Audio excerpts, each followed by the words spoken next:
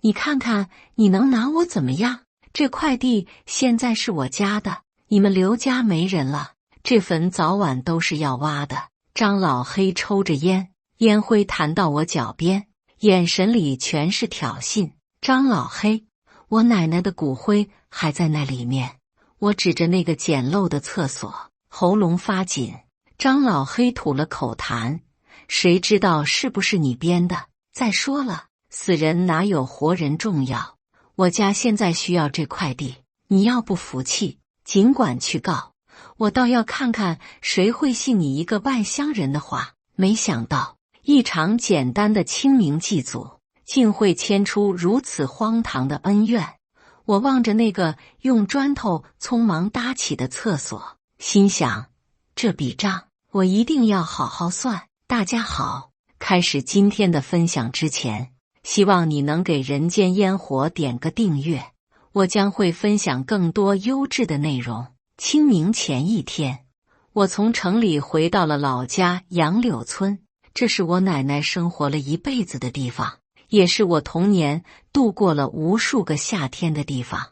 自从奶奶3年前过世后，我便很少回来了。按照乡下的规矩，清明节要给祖先扫墓。虽然我父母都在外地工作，无法回来，但作为孙女，我觉得有责任替奶奶扫墓。一进村，就看到了很多熟悉的面孔，大家都热情地和我打招呼，问我在城里过得怎么样。小刘回来了啊，今年清明回来扫墓。村口的李大娘笑眯眯地问我，我点点头，是啊，李大娘，我爸妈忙，让我回来给奶奶上坟。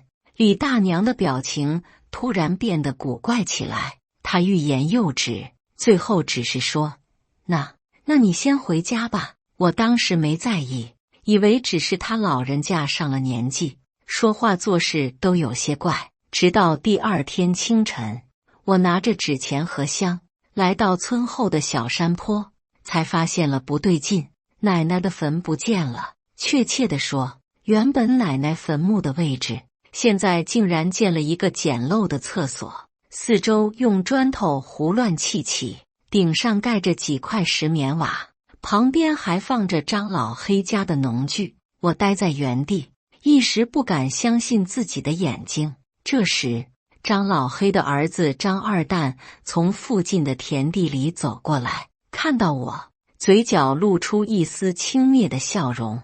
哟，刘家丫头回来了，回来看什么？你们家都绝户了，这地方早就归我们张家了。我强忍着怒火问，我奶奶的坟呢？张二蛋挠了挠头，一脸无所谓，还能去哪？就在那厕所底下呗。我爹说了，你奶奶一个人葬在那，太浪费地方，不如物尽其用。听到这话，我眼前一黑，差点晕过去。他们竟然把奶奶的坟墓当成了厕所的地基。我冲到张老黑家里，看到他正在院子里修理农具。张叔，为什么要动我奶奶的坟？我强忍着眼泪问道。张老黑抬头看了我一眼，继续低头忙自己的事。那地方本来就是我家的，你奶奶当年硬要葬在那里，我给她面子才没说什么。现在你们刘家都不在村里了，地自然要还给我家，可那是我奶奶的安息之地啊！我急得直跺脚。你看看，你能拿我怎么样？这块地现在是我家的，你们刘家没人了，这坟早晚都是要挖的。张老黑抽着烟，烟灰弹到我脚边，眼神里全是挑衅。张老黑，我奶奶的骨灰还在那里面。我指着远处那个简陋的厕所，喉咙发紧。张老黑吐了口痰，谁知道是不是你编的？再说了，死人哪有活人重要？我家现在需要这块地，你要不服气，尽管去告，我倒要看看谁会信你一个外乡人的话。我被他的话气得浑身发抖，却又无力反驳。在这乡下地方，没有人脉，没有关系，我确实举证困难。这时，张二蛋也走了过来，嬉皮笑脸地说：“刘丫头，别生气嘛，你要是愿意嫁给我，那咱们就是一家人了，这坟地的事就好说了。我厌恶地瞪了他一眼，转身就走，走出老远，还能听到父子俩得意的笑声。我决定去找村长评理。村长姓赵，是村里的老人了，按理说应该明辨是非，可当我把事情的经过告诉他后，他只是摇摇头，这事不好办啊。张老黑确实有那块地的地契，你奶奶当年葬在那里，是他行了方便，如今你们刘家都不在村里了，他要回自己的地，于理说得通。可他把我奶奶的坟墓挖了，还在上面盖了厕所，这像话吗？我情绪激动地问。村长叹了口气，丫头，你也别太伤心，人死如灯灭，你奶奶已经去了，这些俗事就别太计较了。实在不行，你出点钱，我让张老黑给你个说法，把你奶奶的骨灰重新安置一下。我听出了村长话里的意思，这是明摆着要钱啊！看来在这个村子里，公理是靠金钱买来的。我没再多说什么，只是默默地离开了村长家，回到奶奶的老房子。我坐在院子里发呆。这座老房子还算整洁，是因为我每年都会回来收拾一次。虽然我不常住，但村里人都知道这房子是刘家的，没人敢动。夜深了，我躺在奶奶的老床上，却怎么也睡不着，脑海中全是奶奶生前的样子。她是那么慈祥，那么和蔼，从来不与人争执，如今却连安息的地方都被人糟蹋了。我翻来覆去，最后决定不能就这么算了。既然他们不讲理，那我也不必再客气。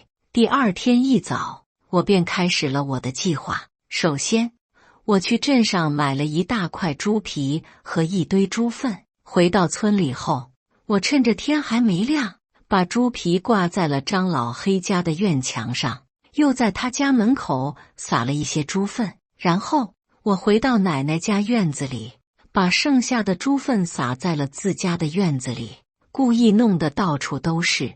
做完这些，我就静静地等着。不出所料，张老黑一家很快就发现了门口的装饰品。谁这么缺德？张老黑的怒吼声传遍了半个村子。我躲在屋里偷笑，这只是个开始，接下来还有更多惊喜等着他们。不久后，村长赵大山气喘吁吁地来到了我家。丫头，出大事了！他一脸严肃地说，昨晚有人在张老黑家门口闹事，还有人说看到一个女鬼在他家院子里飘来飘去的，村里人都说是你奶奶显灵了。我故作惊讶，真的吗？这太吓人了。村长眯起眼睛打量着我，你昨晚没出门吧？我摇摇头，没有啊，我睡得可香了。村长明显不信，但他也没有证据。他环顾了一下我家院子，看到了那些猪粪，皱起了眉头。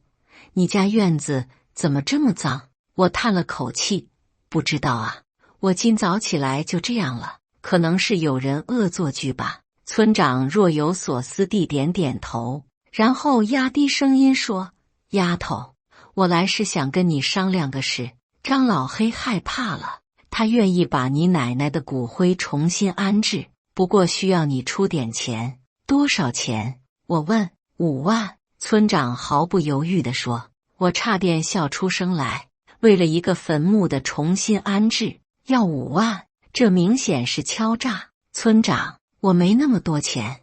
我装作为难的样子。村长似乎早料到我会这么说，没事，你可以分期付，先给2万，剩下的以后再给。我点点头，那行吧，我先回城里取钱。村长显然很满意，拍了拍我的肩膀，你是个明白人。待他离开后，我冷笑一声，如此明目张胆的勒索，真是让人不齿。第二天，我没有回城取钱，而是继续在村里晃悠。我注意到张老黑家门口聚集了不少人，似乎在谈论昨晚的怪事。真的看到女鬼了，就飘在张老黑家院子上空，还发出呜呜的声音。一个老妇人神秘兮兮地说：“我听说是刘老太显灵了，她坟被挖了，骨灰撒了，能不回来索命吗？”另一个村民接话道。张老黑站在一旁，脸色铁青，但又不敢反驳什么，毕竟在乡下，这种鬼神之说还是很有市场的。看到这一幕，我心中暗爽。虽然我知道这些不过是村民们的想象加工，但对张老黑来说，这种流言的杀伤力可不小。正在这时，张二蛋突然指着我喊道：“肯定是他搞的鬼！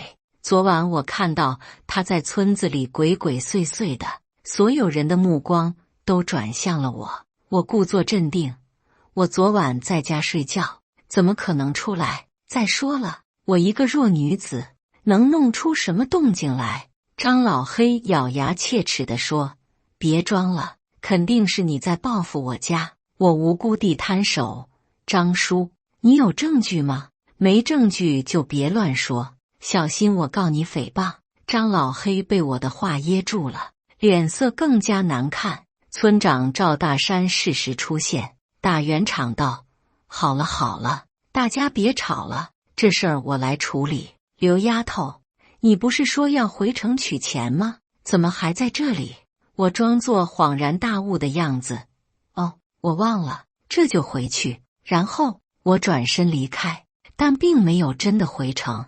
我藏在村子边缘的树林里，观察着张老黑一家的动静。果然，没过多久，张老黑、张二蛋和村长赵大山三人聚在了一起，似乎在密谋什么。通过唇语，我大概猜出他们在商量如何对付我。眼看天色渐晚，我回到了奶奶家，刚进门就听到一阵急促的敲门声。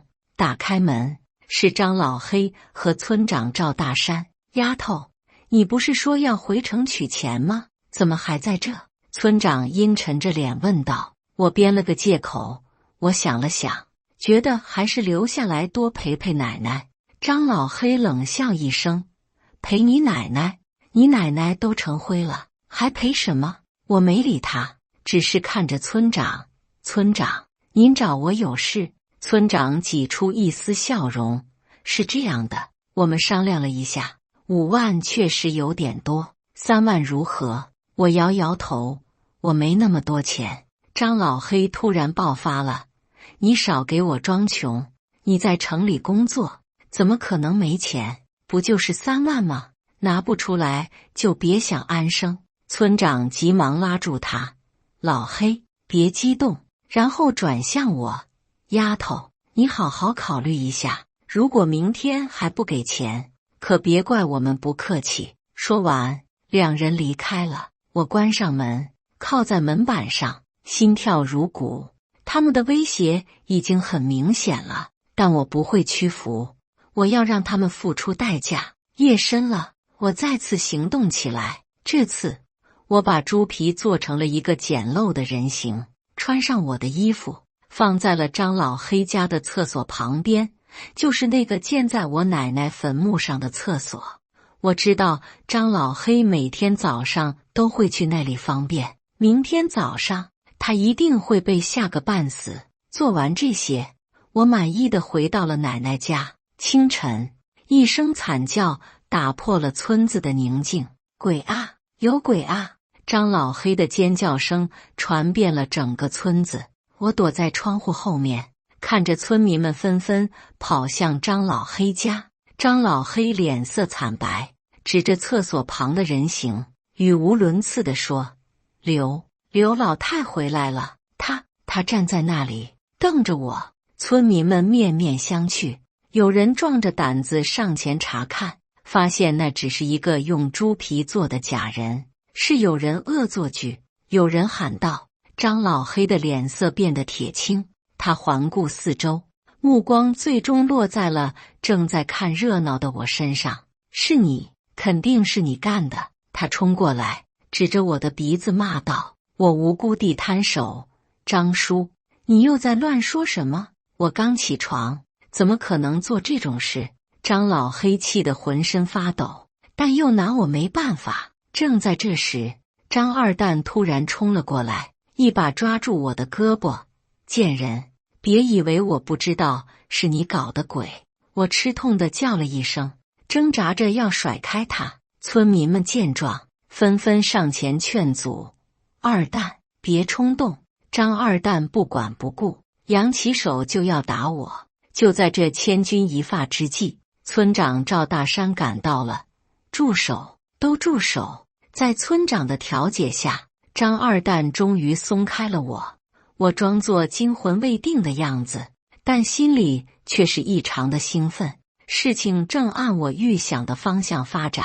村长把我和张家父子叫到一边，低声说：“你们别在这里闹，村里人都看着呢。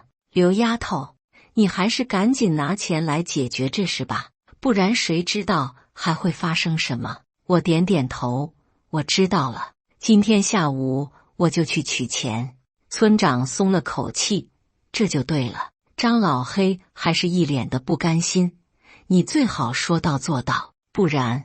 我没等他说完，就转身离开了。回到奶奶家，我开始了下一步计划。下午，张老黑的弟弟张小黑来到了我家，手里拿着一瓶橙汁。“刘丫头，我哥让我给你送点吃的。”他说，虽然有些误会，但毕竟是老熟人，不该这么僵着。张小黑笑呵呵地说。我看着那瓶橙汁，心中警铃大作。这么突然的好意，肯定有问题。谢谢张叔，您放这里吧，我等会儿喝。我礼貌地说。张小黑点点头，放下橙汁就走了。我拿起那瓶橙汁，仔细观察，发现瓶盖似乎被动过手脚。我轻轻拧开盖子，闻了闻，没有异味，但这并不能说明什么。张家人突然这么好心，肯定是在橙汁里动了手脚，极有可能是迷幻药之类的东西，想要趁我神志不清时做些什么。我冷笑一声，把橙汁倒进了一个干净的瓶子里，又用茶水和一些调料混合，装进了原来的橙汁瓶里。然后我拿着这瓶橙汁，敲响了张老黑家的门。张老黑打开门，看到是我，脸上露出一丝惊讶。你来干什么？我露出一个甜美的笑容。张叔，谢谢您送的橙汁，我想亲自来感谢您一下。张老黑明显松了口气。哦，不客气。你喝了吗？觉得味道怎么样？我摇摇头，我还没喝。我想着，既然是您的好意，应该和您一起分享才对。说着，我举起瓶子，来，我们一起喝吧。张老黑的脸色变了变。不用了，那是送给你的。我故作失望。这样啊，那可真是太遗憾了。我还特意准备了些点心，想和您一起享用呢。张老黑有些动摇了。点心？什么点心？我笑了笑。城里的特产，很贵的。不过既然您不愿意和我一起喝橙汁，那就算了。张老黑贪婪的本性终于占了上风。那好吧，一起喝就一起喝。我们进了张家的堂屋，我倒了2杯橙汁，递给张老黑一杯，自己拿着另一杯。来，张叔，祝您健康长寿。我举起杯子，张老黑犹豫了一下，还是接过杯子，一饮而尽。我只是假装抿了一口，然后放下杯子。张叔，能让我用一下厕所吗？张老黑点点头，示意了一下厕所的方向。我进了厕所，悄悄把橙汁倒掉，然后回到堂屋。张老黑已经又给自己倒了一杯，并且喝了下去。张叔，您真爱喝这个啊？我笑着说。张老黑打了个嗝，还行吧，挺甜的。我知道药效很快就会发作。果然，不到10分钟，张老黑的脸色开始变得潮红，眼神也变得恍惚起来。我怎么这么热？他解开了衣领的扣子，我假装关心：张叔，您没事吧？要不要休息一下？张老黑摇摇晃晃地站起来，我躺会儿。说完，他踉踉跄跄地进了卧室，倒在床上不省人事。我跟了进去，确认他已经完全失去了意识，然后迅速行动起来。首先，我拿出手机，拍下了张老黑昏迷的样子，然后我悄悄地搜索了他的房间，找到了一些证据，包括一些借条和欠条，证明他曾经骗取过村里很多人的钱。最关键的是，我在床底下发现了一个小盒子，里面装着一些照片，那是我奶奶生前的照片，看样子是张老黑偷偷拍的，这让我感到毛骨悚然。这个老混蛋对我奶奶居然抱有龌龊的想法。正当我准备离开时，听到门外有动静，是村长赵大山来了。老黑，你在家吗？村长的声音从外面传来，我赶紧躲进了衣柜里。村长进了屋，看到张老黑躺在床上，走过去推了推他。老黑，醒醒，我有事跟你说。张老黑没有反应，村长皱起眉头，又用力摇了摇他。老黑，这时药效发作的张老黑突然睁开眼睛，但目光空洞，嘴里喃喃地说着什么。村长凑进去听，脸色突然变得很难看。你说什么？你把刘老太的骨灰倒在了粪坑里？村长惊恐地问道。张老黑傻笑着点点头。对啊，骨灰、粪坑一起，省地方。村长倒吸一口冷气。你疯了吗？这要是让村里人知道了，还不得把你打死？张老黑似乎没听懂，又说了些含糊不清的话。村长来回踱步，显得很焦虑。这事得瞒住，不能让别人知道，尤其是刘丫头。然后他拍了拍张老黑的脸。老黑，你清醒一点，你怎么回事？是不是喝酒了？张老黑摇摇头。橙汁，刘丫头一起喝的。村长的目光扫了一圈房间。刘丫头来过，人呢？我在衣柜里屏住呼吸，心跳加速。就在这时，张二蛋回来了。村长，你来啦！张二蛋放下手里的农具，看了一眼床上的父亲。我爹这是怎么了？村长叹了口气，好像是喝了什么不干净的东西。你爹刚才说刘丫头来过，还一起喝了橙汁。张二蛋的脸色突然变了。橙汁就是小叔让我买的那瓶。村长狐疑地看着他，什么意思？张二蛋支支吾吾，没什么。村长一把抓住他的衣领，你们到底在搞什么鬼？张二蛋被吓得说出了实情，是小叔的主意。他说在橙汁里放点药，趁刘丫头神志不清的时候，让我爹。村长的脸色越来越难看。让你爹什么？张二蛋低声道。让我爹假装被他非礼，然后我们就能敲诈他一大笔钱。村长气得直跺脚。你们怎么能干这种事？这要是出了事，谁担得起责任？张二蛋委屈地说。这不是您说的吗？让我们想办法弄到刘丫头的钱。村长一巴掌抽在了张二蛋脸上。闭嘴！我什么时候说过这种话？张二蛋捂着脸，不敢再说话。村长来回踱步，思考着对策。现在最重要的是找到刘丫头，看看她有没有事。如果她也喝了那橙汁。张二蛋点点头。我去她家看看。说完，他匆忙离开了。村长坐在床边，看着神志不清的张老黑，无奈地摇摇头。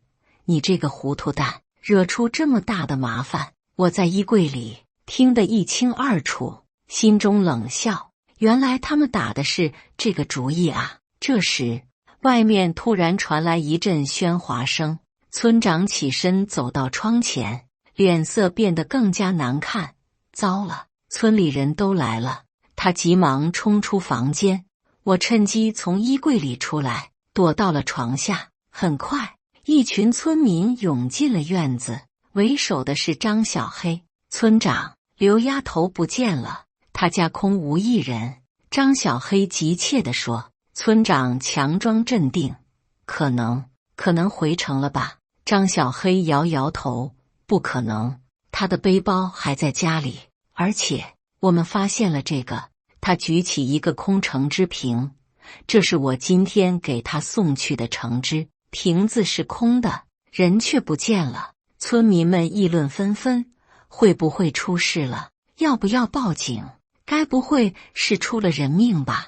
村长竭力安抚大家，别瞎猜测，可能他只是出去散步了，我们分头找找。村民们刚要散开，张二蛋突然喊道：等等，我爹昏迷不醒了，他可能中毒了。村民们闻言纷纷涌进了屋子，看到张老黑躺在床上，口吐白沫，情况看起来很糟糕，快叫救护车！有人喊道。村长面如土色，这怎么回事？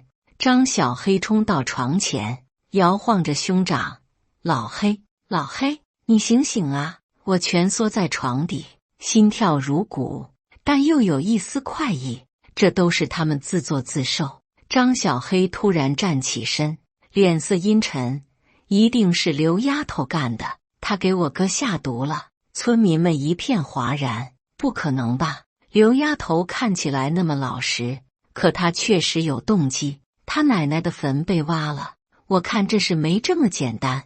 就在众人议论纷纷时，张小黑突然瞪大了眼睛，指着衣柜：刘丫头可能躲在这里。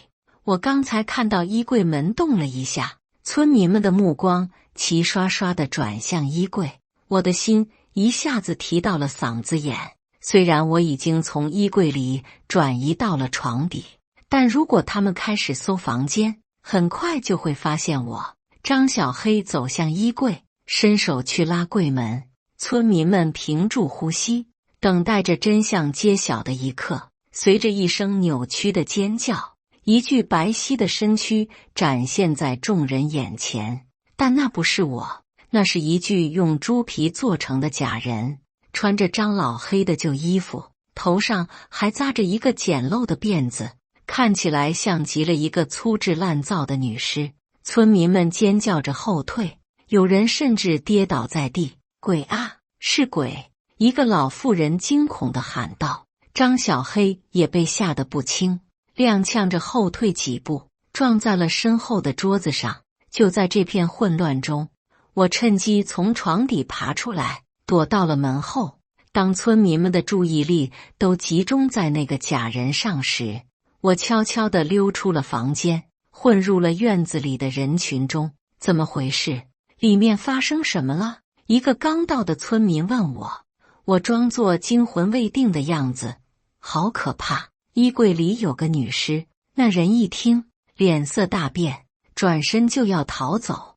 我趁机离开了张家院子，快速返回奶奶家。回到家后，我立即锁好门窗，然后开始整理今天收集到的证据、照片、录音，还有从张老黑家找到的那些借条和欠条，这些都足以证明张家父子的恶行。夜深了，村子里终于安静下来。据说张老黑被送到了镇上的医院，而那个所谓的女尸已经被确认只是个恶作剧的道具。我知道明天将是最后的决战。第二天一早，村长带着几个村民来到了我家门口。刘丫头，开门，我们知道你在家。村长大声喊道。我打开门，故作镇定地问：村长，这么早找我有事？村长阴沉着脸，少装蒜。昨天张老黑中毒的事，是不是你干的？我摇摇头，我不知道您在说什么。我昨天确实去过张家，他给我倒了橙汁，但我没喝，那就奇怪了。村长狐疑地看着我，为什么他喝了就出事？你没事，我无辜的摊手。这个问题应该去问张家人，是他们在橙汁里下了药，想要害我，结果害到了自己。村长的脸色变了变。你有证据吗？我冷笑一声。证据？你要证据？好啊，我有的是证据。说着，我拿出手机，播放了昨天在张老黑床边偷录的那段对话。村长和张二蛋谈论在橙汁里下药的对话。村长的脸色瞬间变得煞白。你什么时候录的这个？我没有回答，而是继续播放另一段录音。张老黑迷迷糊糊中承认把我奶奶的骨灰倒在粪坑里的对话。周围的村民听了，都愤怒地看着村长，窃窃私语起来。村长，这是真的吗？一个老者问道。村长额头冒汗，结结巴巴地说：我不知道啊，这也许是刘丫头编造的。我冷冷地说：编造？那您解释一下，为什么张老黑家有这么多村民的借条和欠条？说着，我拿出从张老黑家找到的那些纸条。村民们一看，炸开了锅。这不是我借给张老黑的2万块吗？他说早就还给我了。我的3万块呢？他说票据丢了。我家地契怎么在这里？他说帮我保管。结果村长见状，知道事情败露，转身就要走。我大声说：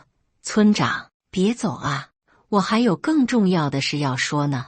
我拿出了在张老黑家床底下找到的那盒照片，我奶奶生前的照片，旁边还有一些恶心的小纸条，这些都是张老黑偷拍我奶奶的照片。看来他不仅挖了我奶奶的坟，还对我奶奶有不可告人的想法。村民们看了那些照片和纸条，都露出了厌恶的表情。太恶心了，张老黑这个畜生，难怪他会挖人家坟墓，原来是心理变态。村长已经完全说不出话来了，他知道这次张家彻底完了。正在这时，一辆警车驶入了村子，原来是我昨晚已经报了警，并把收集到的证据发给了警方。警察找到了我，询问了详细情况，然后对村长说：赵先生，你涉嫌包庇犯罪，请跟我们回去协助调查。村长面如死灰，被带上了警车。随后警察又去了医院，将刚刚清醒的张老黑和守在病床前的张小黑、张二蛋一并带走了。村民们议论纷纷，有人甚至给我鼓掌。刘丫头，你真厉害，早就该收拾这一家子了。你奶奶在天之灵一定会欣慰的。我接受着大家的称赞，心里却五味杂陈。正当我准备回家收拾东西时，一个老妇人悄悄来到我身边。刘丫头，有件事我得告诉你。她神秘兮兮地说。我看着她，冯大娘，什么事？冯大娘左右看了看，确定没人偷听，才低声说：是关于你奶奶去世的事。我心头一震，我奶奶不是心脏病发作去世的吗？冯大娘摇摇头，这是官方的说法。实际上，她告诉我，3年前的一个夜晚，她看到张二蛋鬼鬼祟祟地从我奶奶家出来，衣服上还有泥土。后来村里传言说我奶奶突然心脏病发作去世了，但冯大娘一直怀疑事情没那么简单。我一直不敢说，怕张家报复，但现在他们都被抓了，我觉得你应该知道真相。冯大娘说。我听完心如刀绞，难道奶奶是被张二蛋害死的？决心已定，我再次去找了警方，告诉他们冯大娘的怀疑。警方重新调查后，发现了一个可怕的真相：我奶奶确实是被害死的，而凶手正是张二蛋。据张二蛋交代，那天他趁我奶奶睡觉时溜进了他家，想偷点钱，不料被我奶奶发现，于是他慌乱中把我奶奶推倒，导致他头部撞在桌角上。见我奶奶失去了意识，他害怕事情败露，竟然在他还有微弱呼吸的情况下，将他埋在了院子里的花坛底下。后来张老黑得知此事，不但没有报警，反而帮儿子掩盖了罪行。他们伪造了我奶奶心脏病发作的假象，还假惺惺地举办了葬礼。这个真相让我彻底崩溃。我怎么也想不到，奶奶竟是这样离开的。在随后的日子里，张家父子和村长都受到了法律的严惩。张二蛋因杀人罪被判处了无期徒刑，张老黑和张小黑因包庇罪、诈骗罪等也被判了10几年的有期徒刑。村长则因渎职、包庇等罪行被判处了7年有期徒刑。我在村子里住了1个月，重新安葬了奶奶的骨灰，并修缮了祖坟。村民们都很支持我，有人甚至提议让我留在村里，但我知道自己的生活在城市。临走前，村里选出了新村长，一位正直的老者，他承诺会照看好我家的房子和祖坟。我把奶奶的老房子交给了一对年轻夫妇暂住，条件是他们要定期打扫房子和祭扫祖坟。回到城市的生活，看似一切如常，但我知道自己已经变得不同了。那次经历让我明白了坚强和勇敢的重要性，也让我懂得了正义可能会迟到，但永远不会缺席。每年清明，我都会回到杨柳村为奶奶上坟，村民们也会带着鲜花一起来祭奠这位被冤枉的老人。张家的房子如今已经成了废墟，没人愿意去那里居住。据说夜深人静时，还能听到里面传来奇怪的声音，有人说那是亡灵在哭泣，也有人说那是风声作怪，但我知道那是正义和良知在歌唱。5年后的一个清明节，我又回到了杨柳村。村子变化很大，道路拓宽了，房子也新了很多，但奶奶的老房子和祖坟依然保持着原样。那对年轻夫妇很好地履行了承诺，房子干净整洁，祖坟也打扫得很干净。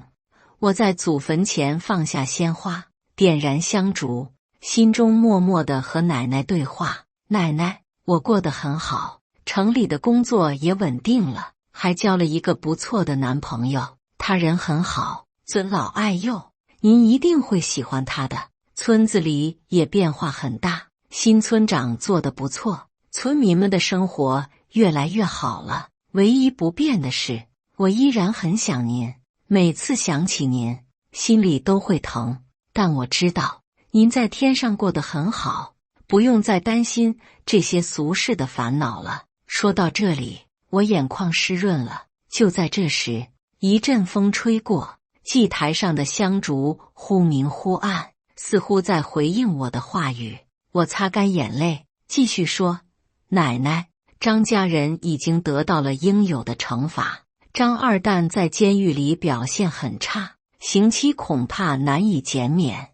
张老黑和张小黑也会在里面待很久。至于村长赵大山，听说他在监狱里大病一场，出来后就离开了村子，再也没人见过他。这些年，我一直在反思，当初如果我选择暴力相对，恐怕结果会很不一样。是您教导我要用智慧和勇气去面对困难，而不是盲目的反击。如今，我终于明白了您的良苦用心。说完，我深深地鞠了一躬，然后转身离开。回家的路上，我遇到了很多村民，他们热情地和我打招呼，询问我的近况。我走到村口，回头望了一眼这个见证了太多悲欢离合的地方。